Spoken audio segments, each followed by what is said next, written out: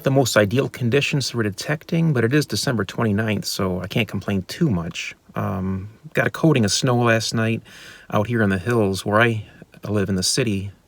Nothing, really, just a slight few flakes, but out here there's a coating of snow. And the only negative to that is I can't see the crock shards in the glass I want to pick up while I'm detecting, but at least the ground isn't frozen. So I got a window of opportunity here today between yesterday's rain and snow and tomorrow's rain, and the next week is going to be in the 20s. So the key is I can get a shovel in the ground here. So I got to get out here at the House of Four Owners where I've been many times. You'll see past videos where I found amazing relics. And I got to get out there in my new insulated muck boots my wife got me for Christmas.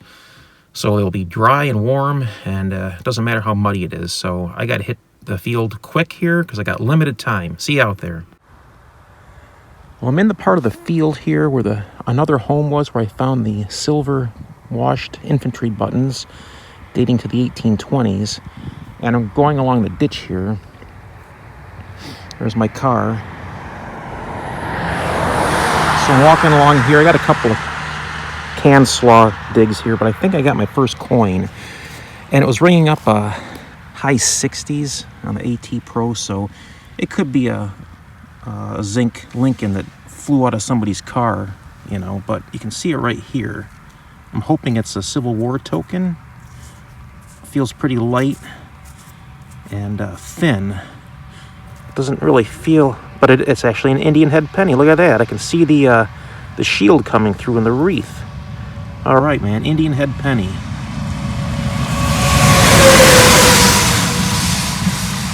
Looks like maybe 1892. Yep, 1892. Look at that beauty. All right, man, in the snow, in the mud. 1892 Indian head penny, man. Did a little bit of a cleanup there. It's hard to get a good shot in the snow here because the snow washes everything out on this camera, but anyways, there she is in close-up. And, you know, what's good about these snow conditions here is it doesn't distract my mind from looking at all the shards and brick pieces, and it just, you know, it tends to wander you around. Here I can really focus on small areas, and there's a benefit to it mentally. It's just like a mental gain here, but good first find here.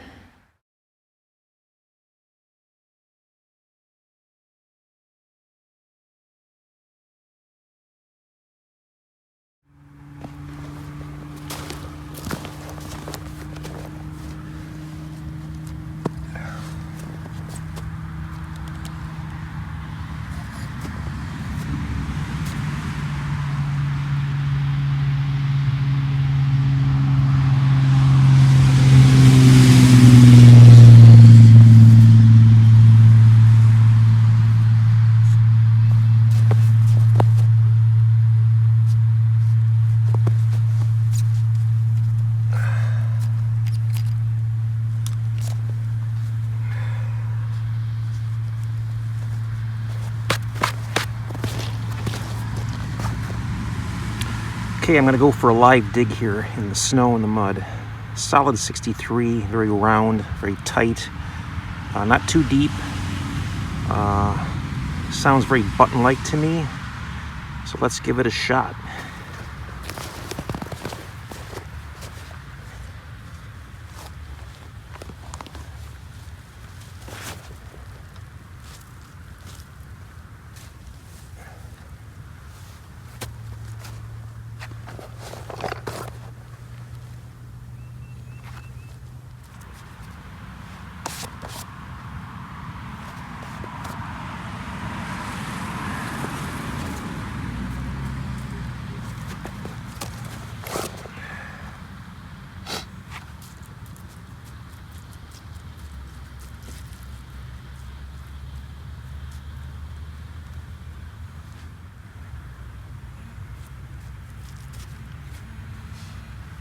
All that for a piece of wire.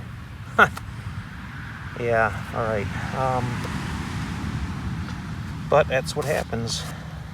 It's a lot more difficult to detect in snow and mud than I thought it would be.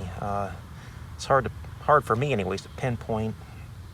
I mean, I've only been doing this 3 years. This is the first time I've ever gone detecting with snow cover. So that's a learning experience for me.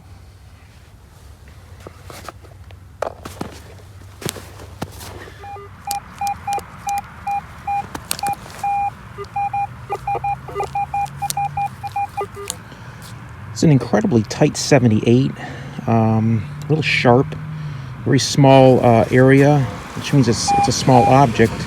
I'm used to large cents being about 83. This could be a silver coin, could be a dime, quarter. So let me give this a dig.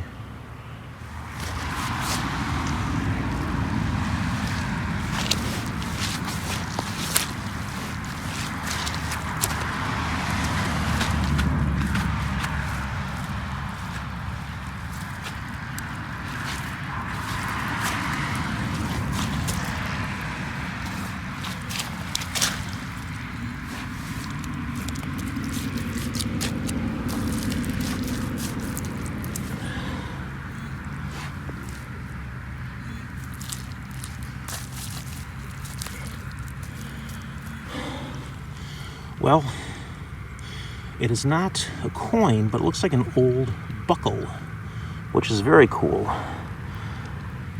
So let me extract this thing out of the mud.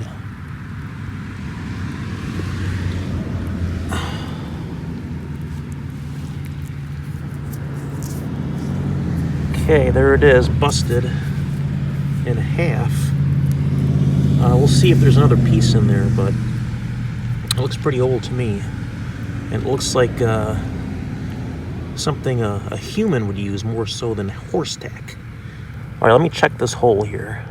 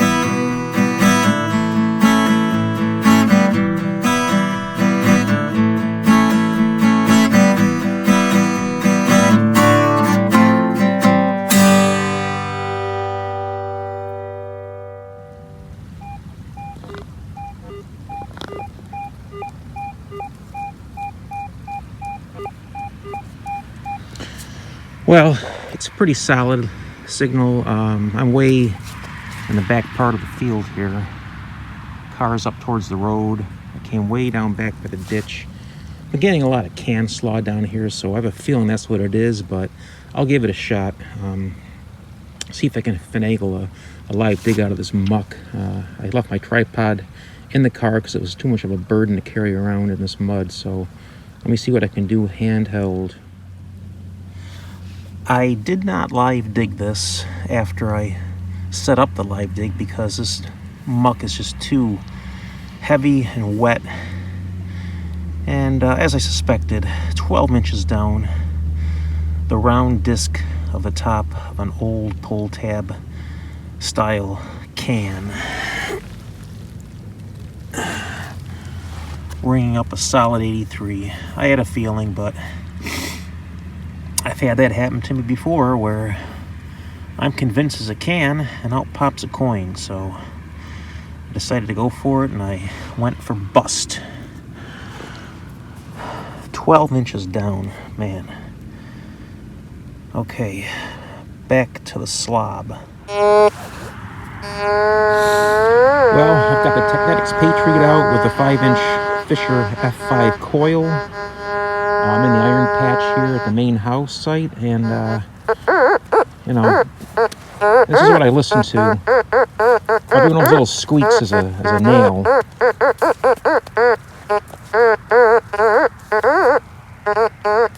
But this has a very good tonal discrimination for small objects and big ones. So I just got this really sort of sketchy, scratchy high tone jumping all over the place. Hear that? So I already dug it out, but it ended up being a nice little horseshoe. So this thing can do its job, you know. Again, the Garrett's a great machine, but with the big coil that it has and its power, it can go right over something like this, and it gets lost in the nails. So this little guy here is very, very useful in iron patches. So I'm going to keep on going with this and see if I can get some more pretty relics.